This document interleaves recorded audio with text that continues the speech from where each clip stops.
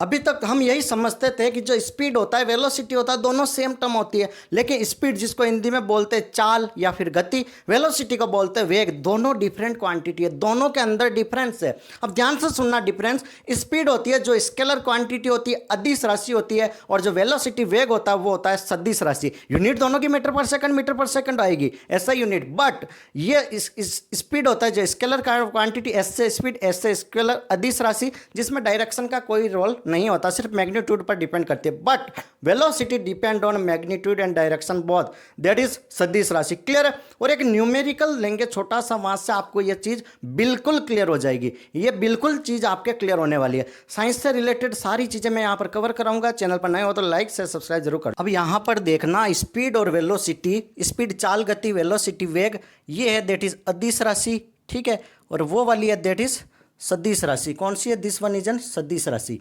यहां तक कोई डाउट है? ओके। अब देखना स्पीड और वेलोसिटी के लिए इसका अगर फॉर्मूला बताऊं स्पीड का, तो ये होता है that is D by T. D होता है यहाँ पर दैट इज डिस्टेंस, दूरी की बात हो रही है, डिस्टेंस दूरी की बात हो रही है। वेलोसिटी का फॉर्मूला होता है V by v equals to D by T. ये भी सेम है? नहीं, बिल्कुल सेम नहीं है। डी होता है यहाँ पर डेट इज डिस्प्लेसमेंट। क्या होगा? डी दैट इज यहाँ पर डिस्प्लेसमेंट। डिस्प्लेसमेंट को हिंदी में बोलते हैं दैट इज विस्थापन। विस्थापन क्या होगा? Shortcut, shortage distance. समझ रहे हो? शॉर्टेज डिस्टेंस होगी, मान लो ये यहाँ से स्टार्ट करके यहाँ तक गए, एक तो डायरेक्ट ऐसे चले गए, एक ऐसे घूम के ऐसे गए, एक इतना घूम के ऐसे गए, तो जब से सबसे शॉर्टेज डिस्टेंस ये नजर आ रही है, तो ये हो गई दैट इज, इसको कंसीडर करेंगे। क्लियर है? That is in velocity. Okay, यहाँ तक क्लियर है? डी बाई टी ये भी होता है मीटर पर सेकंड, ये भी डी बाई टी होता है मीटर पर सेकंड। यहाँ तक कोई डाउट है? ओके, यहाँ तक आपको कोई भी डाउट नहीं है। अब यहाँ पर हम एक क्वेश्चन एक न्यूमेरिकल के बेसिस पर हम इसको सोल्व करने की कोशिश करेंगे। अब यहाँ पर एक क्वेश्चन देखना, क्वेश्चन को ध्यान से सुनना। ये कह रहा है कि रामू नाम का लड़का है, ये रामू नाम का लड़का है, ये कह रहा है कि 2 घंटे में 10 किलोमीटर की दूरी तय करता है।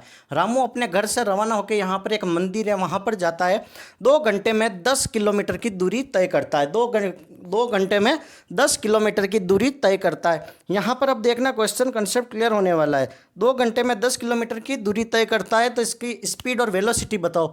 स्पीड और वेलोसिटी क्या होगी? अब यहाँ पर देखो स्पीड क्या होता है, that is distance upon time, D by T. Velocity होता है डिस्प्लेसमेंट अपॉन टाइम। अब यहाँ पर डिस्प्लेसमेंट का कोई एक ही डायरेक्शन बता रखी है, एक ही डिस्टेंस बता रखी है, ठीक है।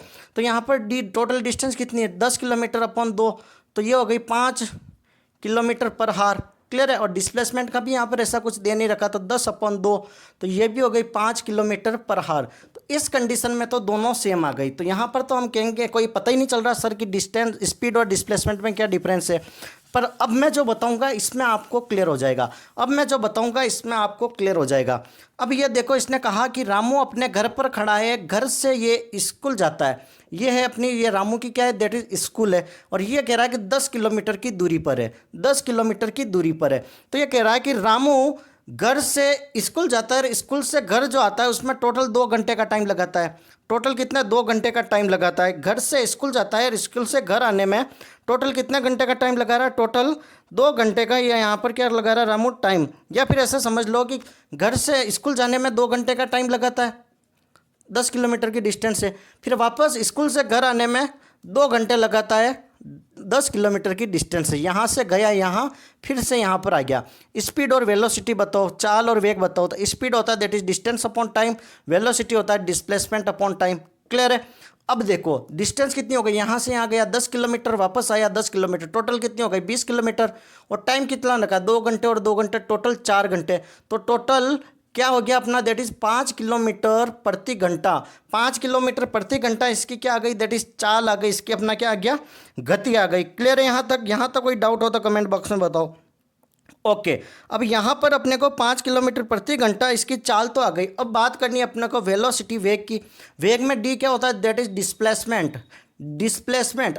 अब ध्यान रखना, डिस्प्लेसमेंट के कंडीशन में यहाँ से स्टार्ट हुआ, मान लो यहाँ गया और वापस यहाँ पर आ गया, जहाँ से शुरू हुआ जाकर वापस उसी रास्ते से आकर वहीं पर आकर रुक गया, तो इस कंडीशन में डिस्प्लेसमेंट जीरो होगा, कोई विस्थापन ही नहीं होगा। गया वापस जाकर इसी पॉइंट पर आकर रुक गया, तो यहाँ पर डिस्प्लेसमेंट क्या हो जाएगा, जीरो।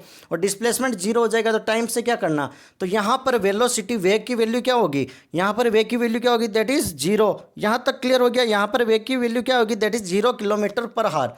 तो ये आ गई 0 किलोमीटर पर हार, क्योंकि यहाँ पर डिस्प्लेसमेंट जीरो हो गया, और डिस्प्लेसमेंट जीरो में किसी का भाग दोगे तो जीरो आएगा। तो यहाँ पर पता चला स्पीड तो आपकी 5 किलोमीटर प्रति घंटा आ रही है, लेकिन डिस्प्लेसमेंट से वेग वेलोसिटी यहाँ पर 0 किलोमीटर प्रति घंटा हो गई। तो ये इस तरीके से आपको डिफरेंस पता चल गया कि डिस्प्लेसमेंट और डिस्टेंस का क्या रोल है स्पीड और वेलोसिटी में। Thank you so much. Channel पर नए हो तो लाइक शेयर सब्सक्राइब जरूर करें।